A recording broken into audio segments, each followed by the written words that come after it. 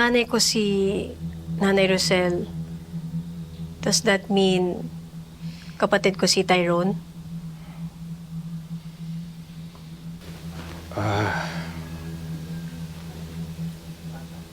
Oo, anak. Kapatid mo si Tyrone. Kambal kayo. Grabe po yung panaginip ko. Parang totoong-totoo.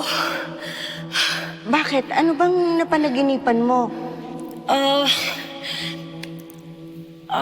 Parang...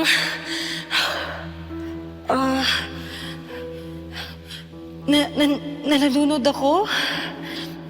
Tapos, gusto ko po... Parang gusto ko po lumangoy sa surface, kaso hindi ko po magawa. Alam ko po nahihina ako eh.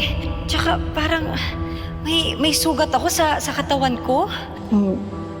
Ba't ko to nararamdaman?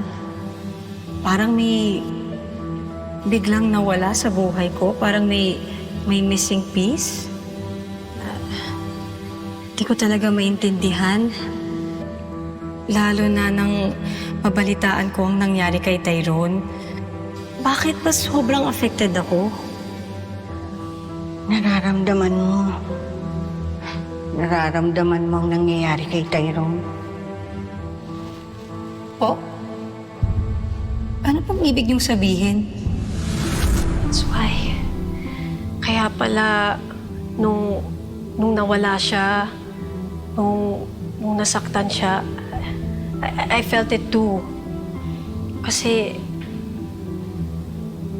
kambal kami. Matagal niyo na tong nalaman? Or... Hindi. Recently ko lang nalaman. Recently ko lang nalaman dahil sinabi sa akin ni Rosel. Akala ko noon, anak ni Rosel si Tyrone sa ibang lalaki. Pero nagtapat sa akin si Rosel na anak ko rin si Tyrone. Kambal kayo. So, hindi lang pala nanay ko ang nilayo niyo sa akin. Pati rin yung kakambal ko.